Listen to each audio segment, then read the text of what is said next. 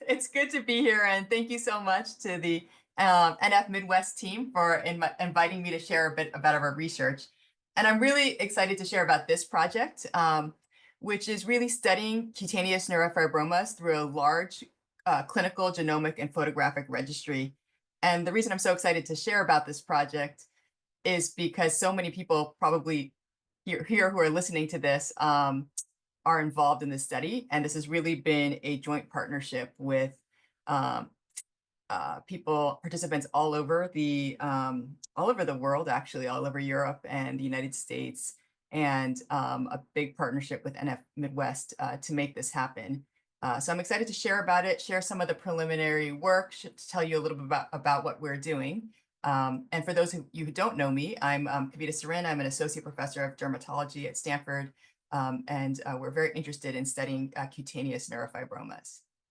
And 3 years ago, we launched an NTAP funded study to study in-depth cutaneous neurofibromas. And what I mean by that is to fully explore the range, the number, the size, the subtypes, locations, and symptoms of cutaneous neurofibromas.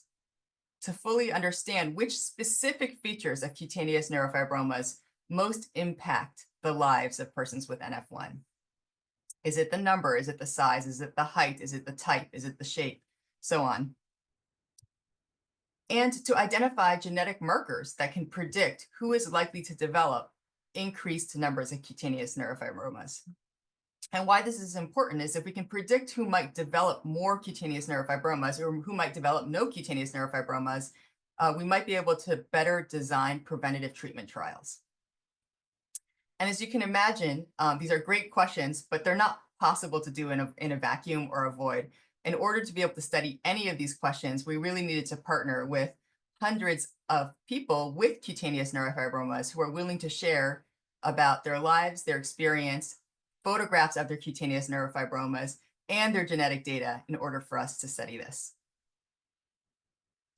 And so this study design launched 3 years ago, aimed to recruit about 1,000 participants who were over the age of 40. So there was enough time for their neurofibromas to develop, diagnosed with NF1, and had at least one cutaneous neurofibroma for the study. Every participant filled out clinical surveys, including their demographics, their clinical data, as well as their quality of life, using standardized quality of life index measures. They also submitted photographs of 7 regions of the body, or if they were uncomfortable submitting photographs, they did a 15-minute video session with a study team member so they could see their skin and evaluate their skin over video, and also submitted saliva for whole genome sequencing. And this enrollment occurred over the course of about 2.5 years, until actually pretty recently. And this was a huge partnership with the community. I'm very thankful to Diana and Joan in NF Midwest. They're a huge partnership in terms of, and everyone here who participated in this study. We recruited from 49 states, from 12 countries, and there were 30 patient groups in all across Europe and the US who helped participate in this study. And we were able to enroll a total of 1,046 participants for the study. And of those, 680 people submitted over 4,000 photographs of their cutaneous neurofibromas, of regions of their body, using this avatar app on the right. As you can see, they would click on the chest area and submit a photograph of their chest, the back, submit a photograph of their back, face, submit a photograph of their face. So we were able to get relatively standardized photographs from 680 people with neurofibromas. Of those, about 650 so far have completed submitting their whole genome sequencing data, and we have whole genome sequencing data on about 620 people back that we are just starting to analyze.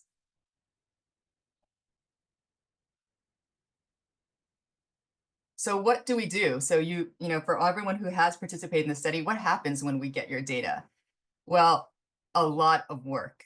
Basically, we have a study team who will take the photographs, like a photograph seen on the right, and they will actually go through and circle every cutaneous neurofibroma on the photograph. So this is an example of a picture on the back, and someone will sit here for 30 minutes and circle every single cutaneous neurofibroma on the back.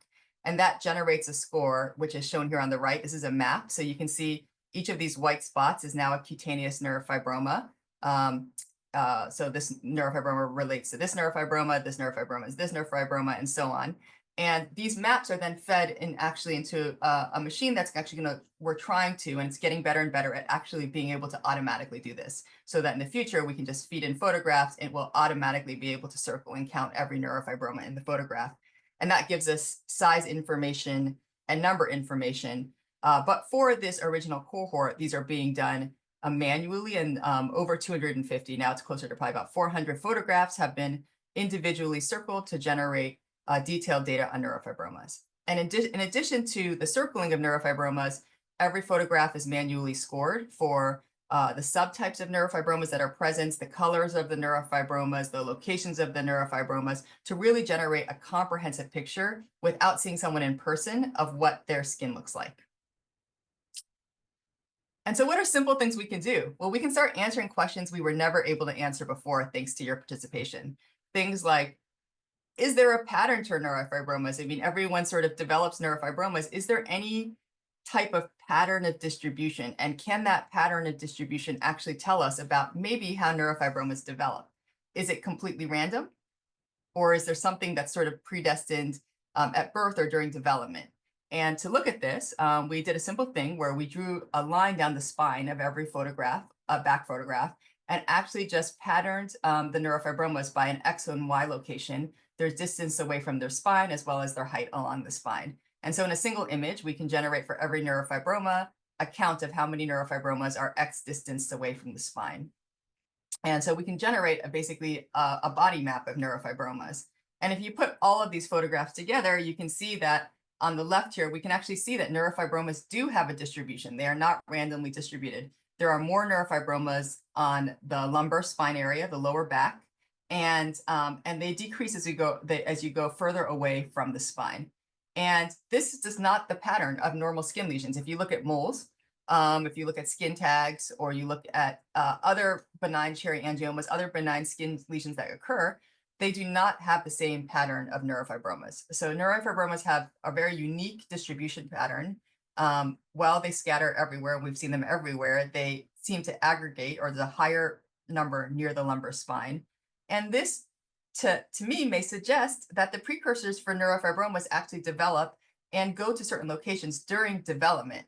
And it's only during age that they actually start to become more visible and noticeable over time. And so very different than the sporadic random distribution that we see with other skin lesions. What else can we do? Well, in addition to looking at distribution, here's another example. We can look at how the features of neurofibromas affect someone's quality of life, because everyone's filled out quality of life surveys as well as itch and pain surveys. And we can see, looking at this data, which we published just this month, that if you have even a few neurofibromas between 1 and 10, you already have an impact of the neurofibromas on your quality of life. And this significantly increases if you have 11 to 100 or 101 to 500. But after 500, there's no significant, after you have 500 neurofibromas, having more doesn't significantly seem to impact quality of life. And the number seems to matter more than the size of the neurofibromas. But the location does seem to matter. We do see that if you have more neurofibromas on the face, there's a higher impact on quality of life. And of course, this is an aggregate data. It's not an individual data, but it does tell us meaningful patterns on things to target. Like, what locations should we start thinking about for targeting for clinical trials? What numbers should we be looking at targeting? And what type should we target? So this is just looking at different subtypes of neurofibromas and how they associate with symptoms. And we can see for those, there are different subtypes of neurofibromas. There's early ones, flat ones.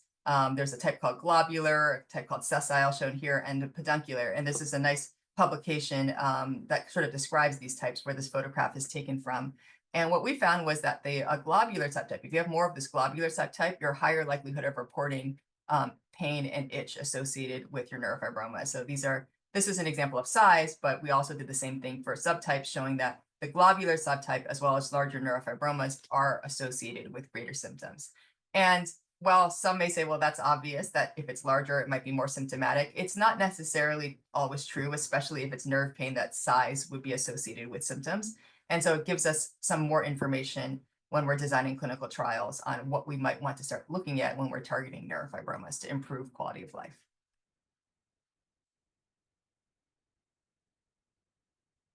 So that's sort of looking at some directed questions. Does this impact pain? Does this feature do this?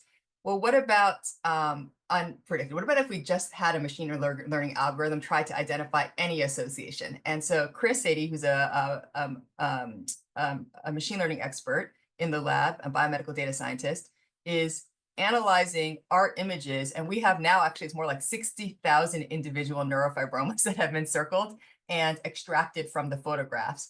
And we're putting this into a pipeline called AI Dino, which actually aggregates the neurofibromas and separates them based off of no features that we provide, just the features that are in the photograph. So it could be anything. It could be color, it could be size, it could be shape, it could be any feature border, and it separates these neurofibromas. And one of the things we're doing now is looking at whether or not this machine learning algorithm called AI Dino can identify patterns of neurofibromas that might be more associated with pain or itch that we can't identify just by guessing, but by machine learning and through this completely undirected approach, can it identify patterns that are associated with symptoms or other features?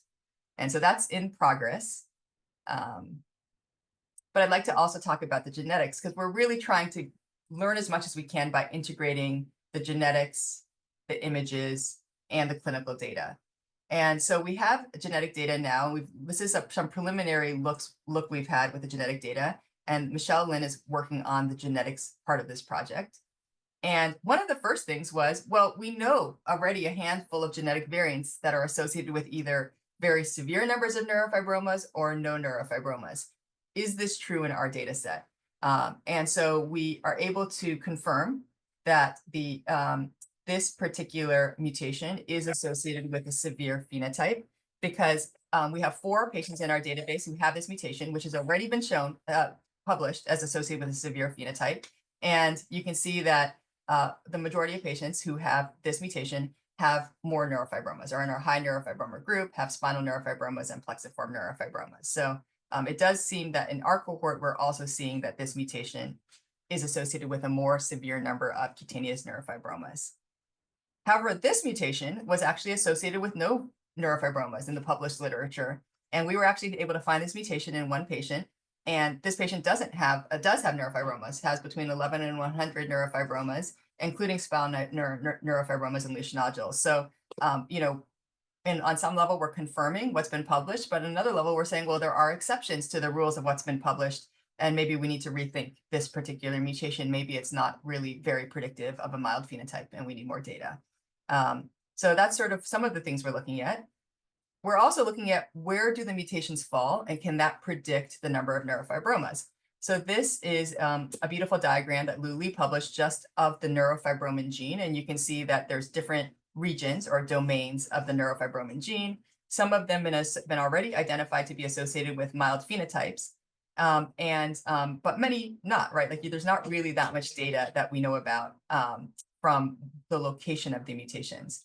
And so our preliminary data, looking at the location of the mutations and the number of neurofibromas that develop, suggests that the mutations that actually occur in this domain called the GRD domain are associated with more neurofibromas. In fact, on average, we see tenfold more people who have this mutation that are enriched in the greater than 11 to greater than 500 group compared to less than 10 neurofibromas. So it does seem like mutations in this domain of NF1 are associating with an increased number of neurofibromas. Or maybe the other way to say it is, if you people who have less than 10 neurofibromas tend not to have any mutations in the GRD domain. And so what is this domain? Well, it is a catalytic domain of neurofibromin, and it is what converts, this is the enzyme that converts the inactive form of RAS to the active form of RAS.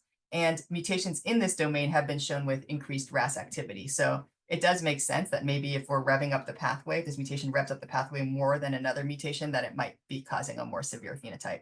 So we're further exploring this, and we're hoping to send Frank McCormick at UCSF a list of the mutations so he can functionally study them and determine how they might be causing increased neurofibromas. And then the end goal is to look beyond just the neurofibromin gene, but really to all the genes. And so everyone who's participating is given a number of neurofibromas, and we have their genetic data. and we're looking for genetic variants that associate, in this case, not with intracranial nerve volume, but with increased number of neurofibromas to identify variants that predict number of neurofibromas. And we can do this for size, we can do this for symptoms, we can do the same type of genetic study. And so that is just getting started. And while the first cohort is being run, if you'd like to join the replication data set, please reach out to me. We're always looking for additional participants. And with that, I'd really like to leave hopefully a minute or two for questions and to thank all the participants. This is an example of a study that cannot be done without large numbers of participants who are helping. I really wanted to thank Diana and Joan, who really were such partners in advertising our study and recruiting for our study and providing Facebook videos and announcements and creating flyers to this, because we could not be able to look at this level of granularity without every participant that we've had in the study. I'd also like to thank the study team, who is just sitting there labeling and counting neurofibromas, which is, you can imagine, a tedious task, but must be done. To our biomedical data scientist, Chris, our geneticist, Michelle, and to Carlos, our partner at Johns Hopkins on this project. And with that, I will stop and take questions. Can you hear me? Hold on a second. If there are any.